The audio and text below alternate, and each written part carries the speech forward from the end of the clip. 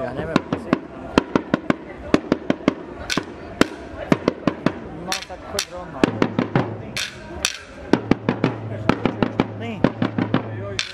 Super, teraz si predstavte krát 50 a že je to v uzavretej hale a tak nejak to vyzerá, keď je volejbalová atmosféra, ako má byť. Športový volejbalový klub Pezinok. Marek Drnák, nech sa páči, pozývam ťa na pódium a spolu s tebou aj kolega. Nech sa páči. A prepáč kolega, my sme sa nezoznámili, ja som Luky. Patrik, čau. Marek, Patrik, ahojte, poďme sem. Babi, bacha s tými smečmi, aby ste niekomu nerozvalili hlavu. Na to tu dnes nie sme, ale poďme sa o volejbale rozprávať. Keď sme začali o tej atmosféry, tak poďme na Balkán.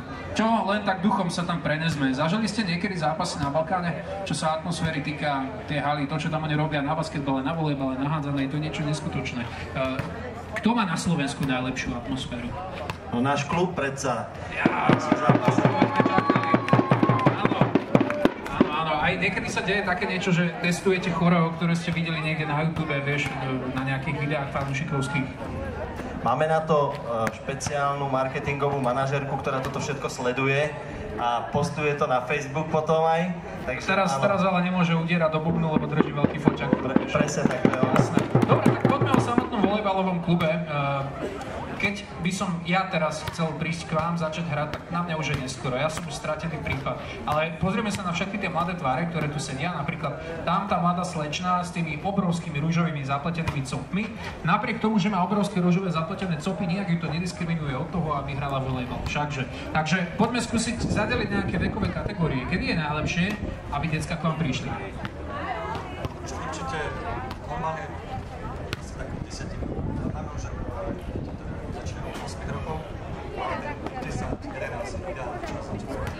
Marek, ja ťa len poprosím, viem, že si vysoký, je to pre teba s tou gravitáciou veľký boj, ale daj si trošku vyššie mikrofón potom, aby sme ťa počuli. Takže od 10 rokov je to ideálne. Ak príde niekto mladší, čo s tým robíte? Už máme aj deti, ktoré majú 8 rokov. Tie prvé roky sú také, že ich tak všeobecne rozvíjame.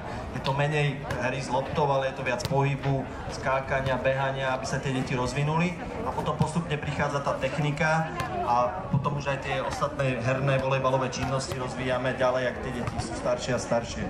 Niekto hovorí, že sláva halových športov na Slovensku trošku zašla, aj čo sa volejbalu týka, čo sa basketu týka, čo sa hádzanej týka, ale týchto ostatných sem teraz neťahajme, venujeme sa volejbalu.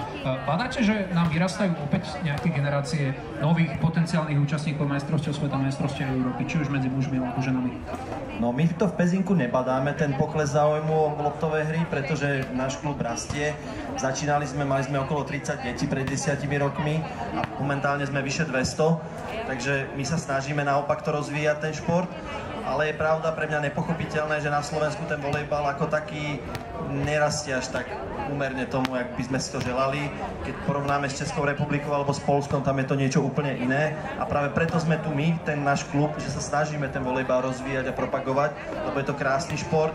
A pre dievčatá myslíme si, že ideálny. Je to bezkontaktný šport, žiadne fauly tam nie sú. Je to proste krásny šport a preto sa snažíme ho propagovať. Takže kto máte deti okolo 8 až 10 rokov, ste vítaní u nás v klube. Radi vás uvidíme a poďte s nami hrať volejbal. Ono, dnes si to neviem predstaviť, lebo teda 20 rokov dozadu bola moja telesná na základnej škole, vtedy samozrejme, že dievčatá presne non-stop volejbal, keď sa hrala nejaká kolektívna hra, nás vyháňali na futbal. Skúsme možno trošku pre porovnanie pre rodičov, ktorí, keď sa povie, že daj dieťa na šport, tak sa hneď obratia panenky, pretože si predstavia všetky tie náklady, všetky tie náklady, ktoré tam musia byť. Pri volejbale to asi nie je také strašné, nie je to ako keď si teraz zmyslí, že chce ísť na hokej a treba výstroj a non-stop to odmieniať. Volejbal je v tomto smere menej nákladný. Presne tak, volejbal je veľmi finančne nenáročný šport, potrebujete len tenisky a vlastne tričko, nejaké šortky. A myslíme si, že máme aj dobré ceny, čo sa týka športu, vychádza to tak 30-40 eur mesačne na jedno dieťa.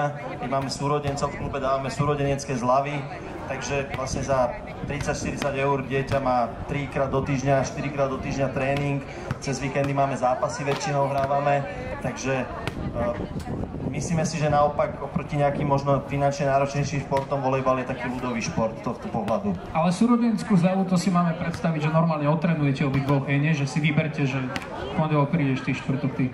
Normálne ste inkluzívni a tak. Všetko. Jasné. Inkluzívne všetko. Dobre, keď si teda predstavím, že mám poslať svoje dieťa na volejbal o 7 rokov, keď sa ma to bude týkať, tak teraz čo? Mám na ňom najprv badať niečo špeciálne, podľa čoho by som si mal povedať, že tak ty pôjdeš na volejbal, alebo treba jednoducho skúšať a priniesť akékoľvek dieťa? Treba skúšať. V tomto veku 7-8 rokov tak sa nedá skúčiť, či bude baviť volejbal, alebo nie. Bolo povedané, sa rozvíjajú sa vlastne skúsenosti a to sa vlastne uvidí, či ho to bude baviť, alebo nie. Stáva sa, že niektoré deti po jednej sezóne proste končia, alebo proste nechce sa, alebo nemajú na to voľu. Poďme si trošku vyvrátiť takú teóriu a hypotézu o tom, že volejbalista musí byť vysoký. Sa postaví medzi vás, tak teda áno, vidím jedného áno, jedného, že dal by som to teda asi možno aj ja. Tak ako je to s tou výškou? Je to šport, ktorý vyžaduje výšku, alebo platí tá taká tie reči starých babiek, ak sú to reči starých babiek, že o to sa vytiahneš pri tom športe. Naozaj sa vytiahneš pri volejbale? Áno, my si myslíme, že tým, že ten šport robíme pravidelne a deti sa naťahujú, my po tréningu robíme rôzne stretchingové cvičenia, naťahujú sa na rebrinách detí, tak myslíme si, že keď má naprogramovaných naraz napríklad 1,85 m, tak keď športuje aktívne, tak možno narastie 1,88 m. Také 3 cm to môže pridať, dajme tomu. Ale to je len taký kvalifikovaný odhad, áno, nemáme na to žiadne vedecké štúdie, že plus minus 3 cm, dobré, lebo vyskakujú také reklamy na plus 3 cm, ale to sú iné miery na internete a hlavne starší teraz vedia na plus 18+. Aby sme sa vrátili späť k volejbalu, čo je váš program na toto leto? Lebo teda leto je off-season, všade možne, ale ja vidím, že vy sa naplno snažíte teraz zaujímať nové ročníky, nové nábory, takže budú aj treba nejaké tábory, nejaké sústredenia, niečo špeciálne, čo by ste chceli vymyslieť? My v lete robíme tzv. Volejbalový camp, ale to už je za nami, to robíme vždy koncom júna. Tam vždy máme tak 60-80 detí, ktoré fungujú aktívne a vlastne celý deň sa venujú volejbalu, športu a kto chce, ide. Potom máme mesiac voľno, musia si trošku aj zregenerovať, oddychnúť tie deti a potom začíname v auguste naplno letnou prípravou, kde naháňame kondičku pod svahmi Malých Karpát, behajú hore kopcom, snažia sa skákať, dostať do seba vlastne tú kondičku, aby potom v súťaži mali z čoho ťažiť. A potom postupne pridávame techniku lopty a už začíname normálny tréningový proces. OK, poďme teraz trošku ťa nabonzovať. Jedna z vás baví, poďte hore. Ktorá je rečníčka, ktorá môže byť hovorkyňa? Poď, super. Super. Neviem, či ste aj počúvali, čo ste si hádzali. Predstav sa nám. Tak ja som Ester Janeková. A hovoríš mi to, Ester, ako keby, že dobre, tak tu som, poď sem dopredu. Ester, zaznelo tu, že v lete potrebujete mesačnú pauzu, aby ste si vy teda oddychli, lebo to tí mladí potrebujú. Je to pravda, alebo to potrebujú skôr tréneri? Tak akože aj my by sme si zobrali takú pauzičku trošku, lebo celú sezónu hrať každý deň tréningy, skoro každý deň a cez víkendy zápasy, tak akože aj my by sme si takú pauzičku trošku dali a podľa mňa aj tréneri. No dobrá, máme tu potenciálne reprezentantky medzi vami štyrmi, vieš to tak neskromne o sebe povedať? Viem, my sme najlepšie. Celej Bratislavy. Celé Bratislavy? Sme v Pezinku. Toto si vysvetlíme. Bratislavský kraj, OK, v poriadku. Takže tu vidíte najlepšie mladé volejbalistky široko ďaleko, práve na Radničnom námestí v Pezinku, na Wanadu festivale športu a na podujatí Jojka s vami. Dámy a páni, prosím vás, vážte si to, vážte si aj tieto dva bubny, ktoré tu prišli. Hej, áno, super, presne tak. Boli to, typujem, jediné bubny dnešného dňa, ale určite ešte môžete vidieť stánku športového volejbalového klubu Pezinok, kde nás čaká ešte čo všetko.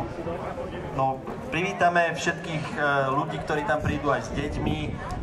Deti si tam hádžu loptu cez sieť, kto dokáže odbíjať, tak môže aj odbíjať. Všetci sú vítaní, máme tam aj nejaké sladkosti a tak máme takú vychytávku, že kreslíme takú malé volejbalovú loptu na tvár, na líčko alebo na ruku, kto kde chce. Takže príďte nás pozrieť, privítame vás, budeme sa tešiť, keď vás tam uvidíme. Ďakujeme pekne, športový volejbalový klub Pezinok. Ďakujeme. Držíme palce. Nech dnes nachytáte čo najviac nových, nádejných volejbalistov a volejbalistiek. Inak, zaujímavá forma chytať nových potenciálnych volejbalistov na sladkosti. To je dobré. Fajn. Takže, priatelia, zastavte sa aj v ostatných športových kluboch. Určite si stiahnite aplikáciu Wanadu a hlasujte za tie, ktoré sú podľa vás najlepšie. Napríklad